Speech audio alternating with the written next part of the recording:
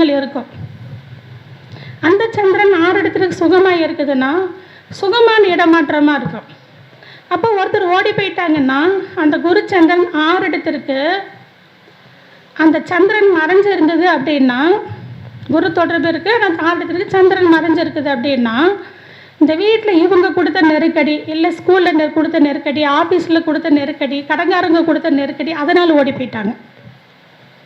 இல்லை அந்த சந்திரன் மறையில சுகமான இடத்துல இருக்குன்னா ஜாலியாக எங்கேயாவது போயிட்டு வரலான்னு கிளம்பிட்டாங்க.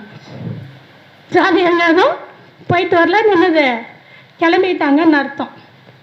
சுதந்திரத்துக்காக கிளம்பிட்டாங்கன்றது நம்ம என்ன பண்ண முடியும், சொல்ல முடியும். இப்போ திருப்பி வருவாங்களா?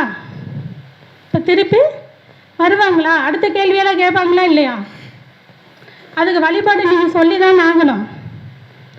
அப்போ பாருங்கள், அந்த குரு மறைஞ்சிருந்தால் வழிபாடு சொன்னால் என்ன ஆகாது, பெரிய லெவலில் பழிதம் ஆகாது. அதுக்கு உறுதியால் நம்ம சொல்ல முடியாது. குரு மறைஞ்சிருக்கு, உங்கள் தெய்வமே உங்களுக்கு சப்போர்ட் பண்ணல.